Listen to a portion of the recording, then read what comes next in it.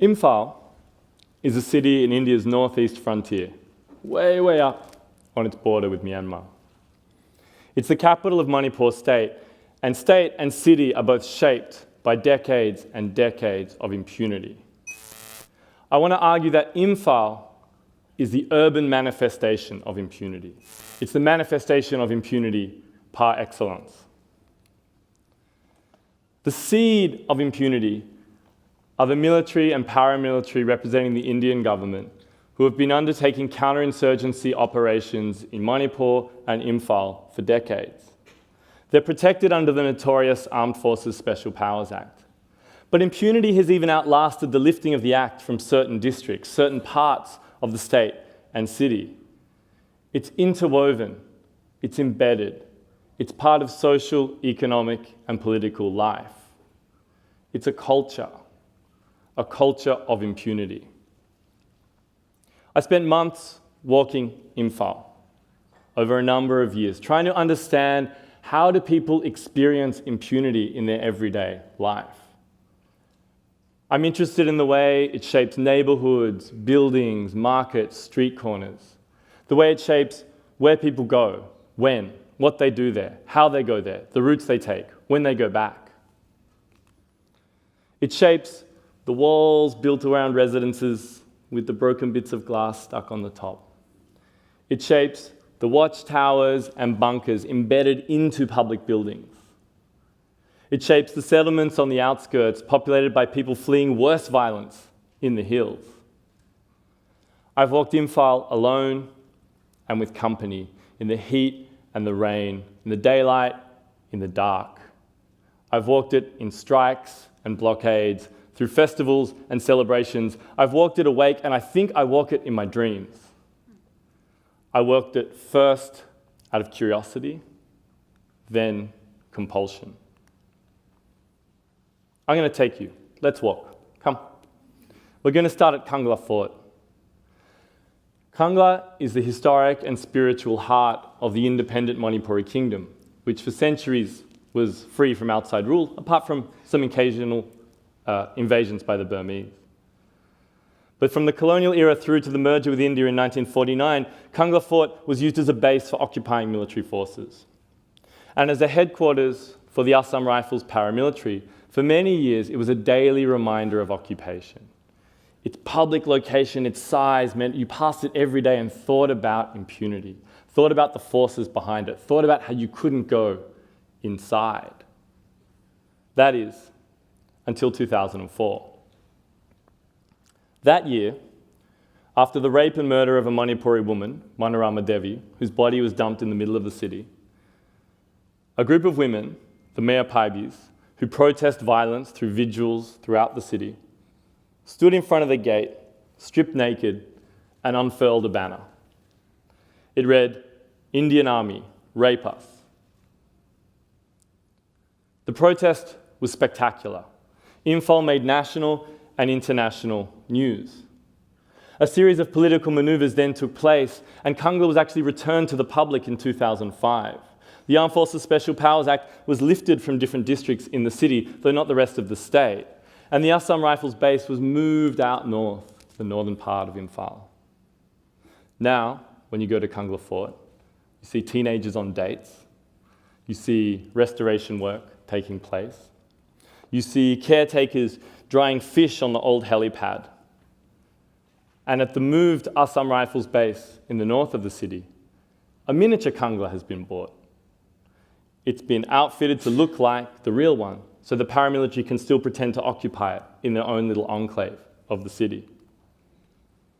From Congo, let's go west, towards the Tikendrajit flyover. Now, Bir Tikendrajit was a hero of anti-colonial resistance, but the flyover built in his name is a really wonderful example of the connections between impunity and infrastructure. Built to half the necessary width, it's too narrow for cars to actually go over it in both directions, so a hapless policeman stands at the bottom with a rope so cars can go in one direction and then another direction at the other time. It's been open for 4 years now, and now not many people use it, as you can see. But in the culture of impunity, it's not just about what the armed forces and paramilitary can do and can't do. It's about who else can get away with things. And when it comes to development and infrastructure, if you're on the right side, you can get away with anything, even building a flyover that doesn't fly over. But let's ignore the traffic and the hapless policemen, and let's go northwest to Tomba Sana High School. Tomba Sana is an old school from the 1930s, but it hasn't had students for a long time. For a number of decades, it was used by different paramilitary forces as offices and administrative buildings, until mid-2013, when they got moved out, went somewhere else, and like many other buildings in the city, no one had really accessed it for a really long period of time, at least civilians. But in late 2014, as construction crews were digging to excavate to build a shopping centre, they discovered the remains of 8 bodies.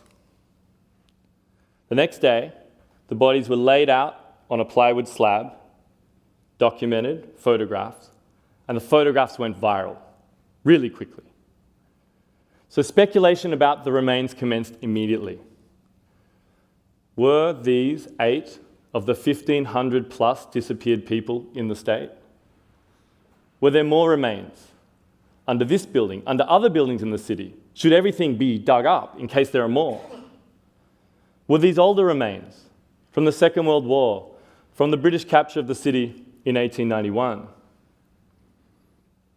Maybe, in other contexts, such questions would warrant answers, especially in a democratic polity.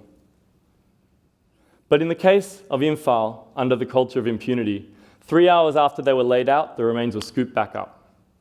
The government of Manipur handed them off to the Central Bureau of Investigations, the Indian equivalent of the FBI, and 3 years on, very little has been heard about the remains.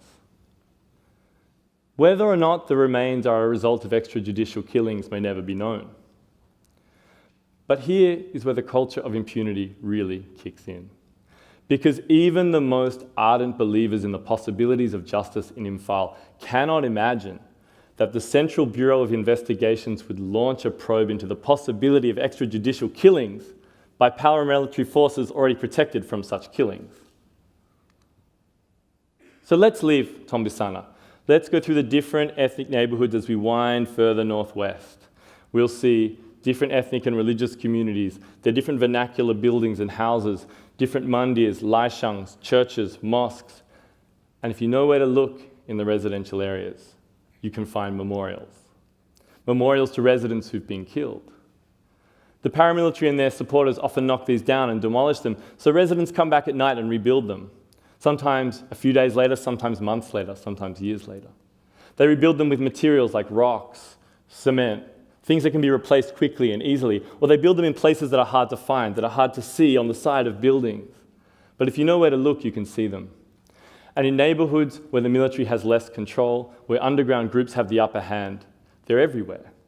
They're a material testament to impunity in neighborhoods. But let's keep going somewhere fun. Let's go to Lampel Pat. And there in Lampel Pat, we can see the beautiful old Shankar Talkies, a once grand cinema, an epicenter of Imphal's nightlife. It's now looking rather dilapidated, and it shows how impunity also impacts recreation, how it can take the heart out of community.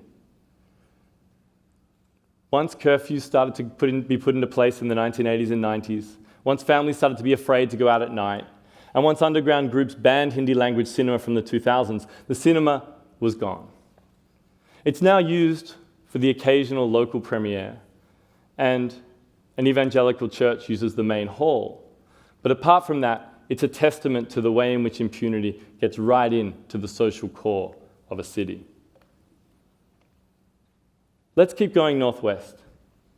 And if we keep going through fields where horses graze, horses that are used in the city's polo tournaments, eating trash blown from the open dump and a bit of grass, we'll reach the Langol Hills.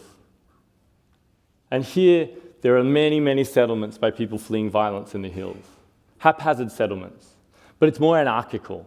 It's less ordered, less controlled than other parts of the city. Here, settlements are arranged by tribe, village of origin, time of arrival. And if we walk along the base of the foothills, along the windy road, we pass one bend, look back, and you can see the dome of the main building of the Shijia private hospital, glistening in the sunlight, lit up at night when the rest of the city is really dark. Shijia is an anomaly. In a city of dysfunction, its 600 beds, specialist clinics, private ambulance fleet, and nurse training school make it one of the best hospitals in the border region. It even attracts patients who come across the border from Western Myanmar. Because patients travel so far for care, a mini city itself is built around it, of guest houses, restaurants, places people can stay, translators, fixers. It was started by doctors who were fed up with the dysfunction in the in the public hospital system. But it's more than just that. It's more than just healthcare. It's a statement about what Manipur could be like if left alone, of what could be achieved if impunity and occupation were dismantled. And here we reach the northwest limits of the city. So the best thing for us to do is climb up the hill, scamper, scamper, scamper, turn around, and look back towards Kangla, towards the south and east, and don't worry, I'll take you to the south and east next time we come. And when we're sitting up here, we can ask, what has to change? Well, it would be nice to have 24-hour electricity, effective drainage, some basic urban infrastructure, like footpaths, street lights. And if you ask many young people in Imphal, they'd really like a KFC. But what really has to change?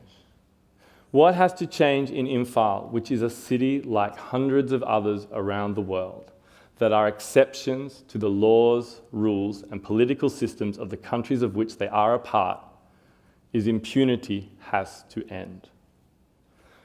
What has to change is an end to the deferral of justice, the impossibility of justice for those experiencing state brutality directly and indirectly. And what has to change is that the battles that are fought by locals to regain access to Congo Fort, to memorialize the dead, to build an autonomous health system, have to be seen as starting points, not end points, as daily struggles that happen all around the world far from view, in contentious, complex, contradictory, and absolutely captivating places like Imphal. Thank you.